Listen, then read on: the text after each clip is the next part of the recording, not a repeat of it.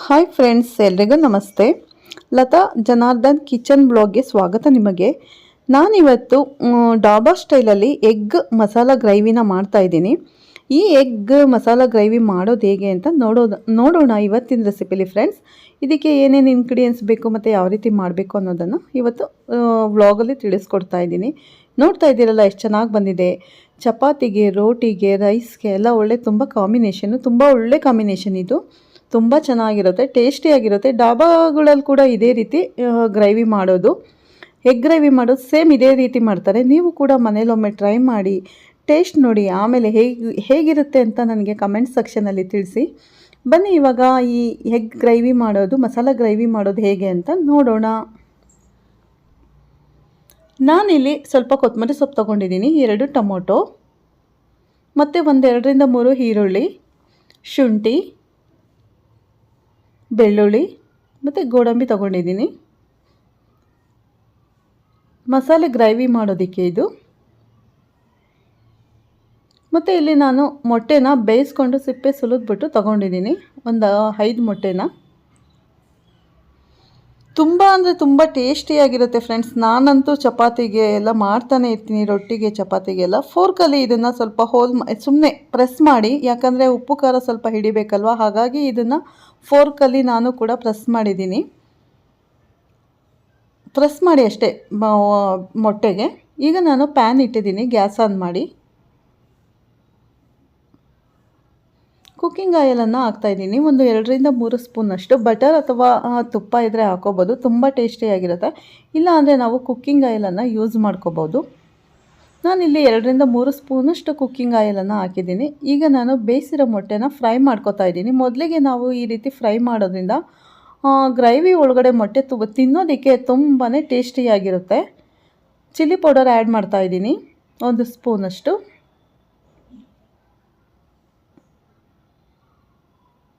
ಮತ್ತು ಉಪ್ಪು ಸ್ವಲ್ಪ. ಒಂದು 5 ನಿಮಿಷ ಎಣ್ಣೆಯಲ್ಲಿ ಫ್ರೈ ಮಾಡ್ಕೊಳ್ಳಿ ಮೊಟ್ಟೆನ.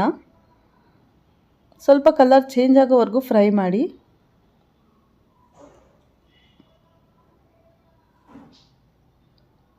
ತುಂಬ ಟೇಸ್ಟಿಯಾಗಿರುತ್ತೆ ಈ ರೀತಿ ನಾವು ಮೊಟ್ಟೆನ ಫ್ರೈ ಮಾಡ್ಕೊಳ್ಳೋದ್ರಿಂದ ಗ್ರೇವಿ. ಈಗ ಫ್ರೈ ಆಗಿದೆ, ನಾನು ಪ್ಲೇಟಲ್ಲಿ ತೆಗಿತಾ ಇದ್ದೀನಿ ಮೊಟ್ಟೆನ. ಈಗ ಅದೇ ಪ್ಯಾನಲ್ಲಿ ನಾನು ಮಸಾಲೆನ ಫ್ರೈ ಮಾಡ್ಕೊಳ್ಳೋಣ. ಈರುಳ್ಳಿ, ಕೆಲವರು ಹಸಿದನ್ನೇ ಗ್ರೈಂಡ್ ಮಾಡ್ತಾರೆ. ಹಸಿದು ಗ್ರೈಂಡ್ ಮಾಡಿದ್ರೆ ಟೇಸ್ಟ್ ಚೇಂಜ್ ಆಗುತ್ತೆ, ಹಾಗಾಗಿ ನಾನು ಎಣ್ಣೆಲಿ ಈ ರೀತಿ ಫ್ರೈ ಮಾಡಿಕೊಂಡು ಗ್ರೇವಿ ಮಾಡ್ತಾಯಿದ್ದೀನಿ. ಟೊಮೊಟೊ, ಶುಂಠಿ, ಬೆಳ್ಳುಳ್ಳಿ ಮತ್ತು ಗೋಡಂಬಿನ ಹಾಕ್ತಾಯಿದ್ದೀನಿ. ಫ್ರೈ ಮಾಡ್ಕೊಳ್ಳೋಣ ಎಣ್ಣೆಲಿ. ಬ್ರೌನ್ ಬರೋವರೆಗೂ ಈರುಳ್ಳಿ ಸ್ವಲ್ಪ ಫ್ರೈ ಮಾಡಬೇಕು.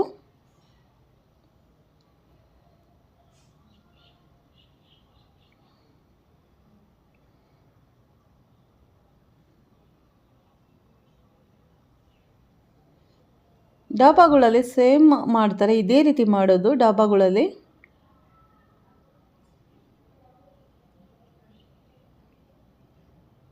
ನಾವು ಮನೇಲೇ ಮಾಡ್ಕೊಂಡು ತಿನ್ನೋದ್ರಿಂದ ಹೆಲ್ತಿಯಾಗಿ ಕೂಡ ಇರುತ್ತೆ, ಫ್ರೆಶ್ ಆಗಿ ಟೇಸ್ಟಿಯಾಗಿರುತ್ತೆ. ಕೊತ್ತಂಬರಿ ಸೊಪ್ಪು ಕೂಡ ಫ್ರೈ ಮಾಡ್ಕೊಳ್ಳೋಣ ಸ್ವಲ್ಪ.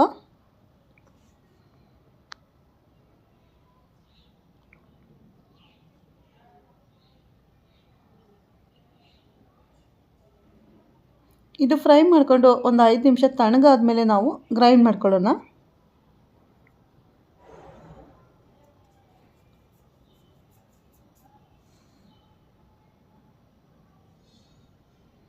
ಈಗ ಇದು ಫ್ರೈ ಆಗಿದೆ, ನಾನು ತಣ್ಣಗಾಗಕ್ಕೆ ಬಿಡ್ತೀನಿ. ಒಂದು 5 ನಿಮಿಷ ಅಷ್ಟೇ. ನಾನು ಮಾರ್ನಿಂಗ್ ಮಾಡೋದ್ರಿಂದ ಸ್ವಲ್ಪ ಬೇಗ ಮಾಡ್ಕೋಬೇಕು, ಟಿಫನ್ಗೆ ಟೈಮ್ ಆಗುತ್ತೆ ಅಂತ ಬೇಗ ಮಾಡ್ತಾಯಿದ್ದೀನಿ.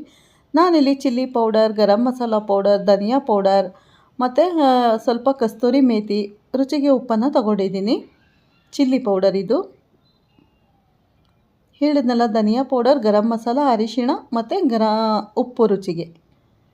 ಮಿಕ್ಸಿ ಜಾರಿಗೆ ಹಾಕಿದ್ದೀನಿ. ಫ್ರೈ ಮಾಡಿರೋ ಈರುಳ್ಳಿ ಎಲ್ಲ ಗ್ರೈಂಡ್ ಮಾಡ್ಕೊತಾ ಇದ್ದೀನಿ. ಇವಾಗ ಮಸಾಲೆನ ನುಣ್ಣಗೆ ಮಾಡ್ಕೋಬೇಕು. ನೋಡಿ ಇವಾಗ ಆಗಿದೆ. ನಾನು ಮತ್ತೆ ಅದೇ ಪ್ಯಾನಲ್ಲಿ ಗ್ರೇವಿ ಮಾಡ್ತಾಯಿದ್ದೀನಿ. ನಾನಿಲ್ಲಿ 1 ಸ್ಪೂನಷ್ಟು ತುಪ್ಪನ ಯೂಸ್ ಮಾಡ್ತಾಯಿದ್ದೀನಿ. ತುಪ್ಪ ಬೇಕು ಅಂದರೆ ಯೂಸ್ ಮಾಡಿ, ಇಲ್ಲಾಂದರೆ ಸ್ಕಿಪ್ ಮಾಡಿ. ಕುಕ್ಕಿಂಗ್ ಆಯಿಲನ್ನೇ ಹಾಕ್ಕೊಳ್ಳಿ. ಗ್ರೈಂಡ್ ಮಾಡಿರೋ ಮಸಾಲೆನ ಹಾಕ್ತಾಯಿದ್ದೀನಿ. ಸ್ವಲ್ಪ ಎಣ್ಣೆ ಬಿಡೋವರೆಗೂ ಗ್ರೇವಿನ ಮಸಾಲೆನ ಫ್ರೈ ಮಾಡ್ಕೋಬೇಕು. ಮಸಾಲೆನ ಅರಿಶಿಣದ ಪೌಡರ್, ಚಿಲ್ಲಿ ಪೌಡರ್, ಖಾರ ನೋಡ್ಕೊಂಡು ಹಾಕ್ಕೊಳ್ಳಿ ನಿಮಗೆ ಎಷ್ಟು ಬೇಕಷ್ಟು. ಧನಿಯಾ ಪೌಡರ್ ನಾನು ಇಲ್ಲಿ 1 ಸ್ಪೂನಷ್ಟು ಹಾಕ್ತಾಯಿದ್ದೀನಿ. ಗ್ರೇವಿಗೆ ಎಷ್ಟು ಬೇಕಷ್ಟು ಹಾಕ್ಕೊಳ್ಳಿ. ರುಚಿಗೆ ಉಪ್ಪು, ಮೊಟ್ಟೆ ಫ್ರೈ ಮಾಡೋದಕ್ಕೂ ಉಪ್ಪು ಹಾಕಿರ್ತೀವಿ, ನೋಡ್ಕೊಂಡು ಉಪ್ಪನ್ನು ಆ್ಯಡ್ ಮಾಡಿ ಫ್ರೆಂಡ್ಸ್. ಚೆನ್ನಾಗಿ ಮಿಕ್ಸ್ ಮಾಡ್ಕೊಳ್ಳೋಣ ಮಸಾಲೆ ಪೂರ್ತಿ.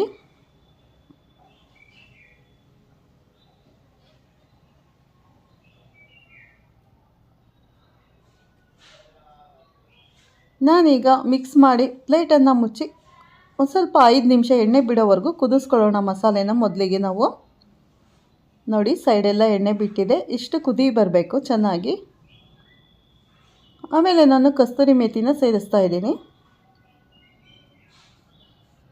ಮತ್ತು garam masala powder,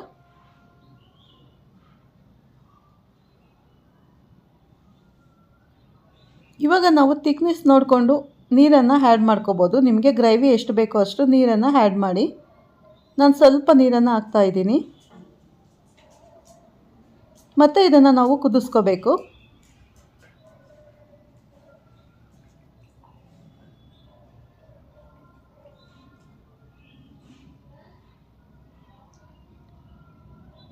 gas low ಫ್ಲೇಮಲ್ಲಿ ಇಟ್ಕೊಂಡು ಕುದಿಸ್ಕೊಳ್ಳೋಣ. ಈಗ ನಾನು ಪ್ಲೇಟನ್ನು ಮುಚ್ಚಿ ಕುದಿಸ್ತಾ ಇದ್ದೀನಿ. ನೋಡಿ ಇವಾಗ ಆಗಿದೆ ಗ್ರೇವಿ ನಮ್ಮದು. ಎಷ್ಟು ಚೆನ್ನಾಗಿ ಬಂದಿದೆ ಗೊತ್ತಾ. ಫ್ಲೇವರ್ ಕೂಡ ತುಂಬ ಚೆನ್ನಾಗಿದೆ. ಕಸ್ತೂರಿ ಮೇಥಿ ಹಾಕೋದ್ರಿಂದ ಸ್ವಲ್ಪ ಚೆನ್ನಾಗಿ ಬರುತ್ತೆ ಗ್ರೇವಿ. ಫ್ಲೇವರ್ ತುಂಬ ಚೆನ್ನಾಗಿರುತ್ತೆ. ಎಷ್ಟು ಗಮ್ಮಂತಿದೆ ಗೊತ್ತಾ. ತುಂಬ ಅಂದರೆ ತುಂಬಾ ಸ್ಮೆಲ್ ಬರ್ತಾಯಿದೆ. ಇವಾಗ ನಾನು ಮೊಟ್ಟೆನ ಆ್ಯಡ್ ಮಾಡ್ತಾಯಿದ್ದೀನಿ. ಕೊನೆಯಲ್ಲಿ ಮೊಟ್ಟೆ ಆ್ಯಡ್ ಮಾಡ್ಕೊಳ್ಳಿ. ಮೊಟ್ಟೆ ಆ್ಯಡ್ ಮಾಡಿದ್ಮೇಲೆ ಕೂಡ ಒಂದು 5 ನಿಮಿಷ ಹಾಗೆ ಪ್ಲೇಟನ್ನು ಮುಚ್ಚಿ ಕುದಿಸಿ.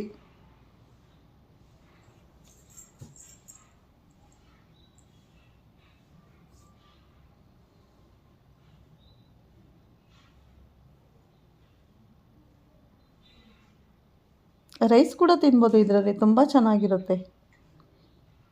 ಕೊತ್ತಂಬರಿ ಸೊಪ್ಪನ್ನು ಹಾಕ್ತಾಯಿದ್ದೀನಿ ಕೊನೆಯಲ್ಲಿ. ಈಗ ಒಂದು 5 ನಿಮಿಷ ಪ್ಲೇಟ್ ಮುಚ್ಚಿ ಕುದಿಸ್ತೀನಿ ನಾನು.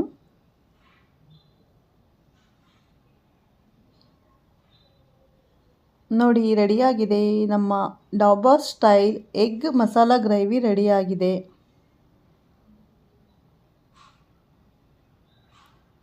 ನಾನೀಗ ಪ್ಲೇಟ್ಗೆ ಸರ್ವ್ ಮಾಡ್ತಾಯಿದ್ದೀನಿ. ಚಪಾತಿಗೆ, ಪೂರಿಗೆ, ರೈಸ್ಗೆ ಎಲ್ಲ ತುಂಬ ಚೆನ್ನಾಗಿರುತ್ತೆ. ಈ dhaba style egg masala gravy recipe ನಿಮ್ಗೆ ಇಷ್ಟ ಆದರೆ ಲೈಕ್ ಮಾಡಿ, ನಿಮ್ಮ ಫ್ರೆಂಡ್ಸ್ಗೆ ರಿಲೇಟಿವ್ಸ್ಗೆಲ್ಲ ಶೇರ್ ಮಾಡಿ ಫ್ರೆಂಡ್ಸ್. ಹೊಸದಾಗಿ ನೋಡ್ತಾ ಇರೋರು ನನ್ನ ಚಾನಲ್ಗೆ ಫಸ್ಟು ಸಬ್ಸ್ಕ್ರೈಬ್ ಮಾಡ್ಕೊಳ್ಳಿ. ಪಕ್ಕದಲ್ಲಿರೋ ಬೆಲ್ ಬಟನನ್ನು ಪ್ರೆಸ್ ಮಾಡಿ. ನಾನು ಹಾಕೋ ಪ್ರತಿಯೊಂದು ವಿಡಿಯೋ ನಿಮಗೆ ನೋಟಿಫಿಕೇಷನ್ಗೆ ಬರುತ್ತೆ, ತಕ್ಷಣ ನೋಡ್ಬೋದು ಫ್ರೆಂಡ್ಸ್. ನೋಡ್ತಾ ಇದ್ದೀರಾ ಎಷ್ಟು ಚೆನ್ನಾಗಿದೆ, ಬಾಯಲ್ಲಿ ನೀರು ಬರೋ ಥರ ಇದೆ. ನಿಮ್ಗೆ ಇಷ್ಟ ಆದರೆ ಖಂಡಿತ ಲೈಕ್ ಕೊಡಿ. ಒಂದು ಸರಿ ನಿಮ್ಮ ಮನೇಲಿ ಕೂಡ ಟ್ರೈ ಮಾಡಿ, ಹೇಗೆ ಬರುತ್ತೆ ಅಂತ ನನಗೆ ಕಮೆಂಟ್ ಸೆಕ್ಷನಲ್ಲಿ ತಿಳಿಸಿ. ನಾನು ಕೂಡ ಚಪಾತಿ ಮಾಡಿದ್ದೀನಿ ಫ್ರೆಂಡ್ಸ್. ಚಪಾತಿ ಜೊತೆಗೆ ಈ ಗ್ರೇವಿನ ಮಾಡಿದ್ದೀನಿ. ನಾನು ಹೇಳಿದಾಗೆ ರೈಸಿಗೂ, ಬಿಸಿ ಬಿಸಿ ರೈಸಿಗೆ ತುಂಬ ಚೆನ್ನಾಗಿರುತ್ತೆ. ಮುದ್ದೆ ಕೂಡ ಊಟ ಮಾಡ್ಬೋದು. ಗಟ್ಟಿ ಇರುತ್ತಲ್ಲ, ಥಿಕ್ನೆಸ್ ಇರುತ್ತೆ, ಮುದ್ದೆ ಕೂಡ ಊಟ ಮಾಡ್ಬೋದು.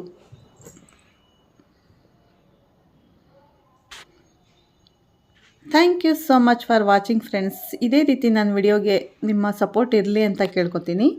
ಪ್ರತಿದಿನ ಹೊಸ ಹೊಸ ವ್ಲಾಗ್ಸು, ರೆಸಿಪೀಸ್ನ ಮಾಡಿ ನಿಮ್ಮ ಜೊತೆ ಶೇರ್ ಮಾಡ್ತೀನಿ ಫ್ರೆಂಡ್ಸ್. ಮತ್ತು ನಿಮಗೆ ಯಾವ ರೀತಿ ರೆಸಿಪಿ ಬೇಕು ಅಂತ ಹೇಳಿದ್ರೆ ಅದೇ ಥರ ರೆಸಿಪಿ ಮಾಡಿ ನಿಮ್ಮ ಜೊತೆ ಶೇರ್ ಮಾಡ್ತೀನಿ. ಓಕೆ, ಮತ್ತೆ ಸಿಗೋಣ. Bye all friends.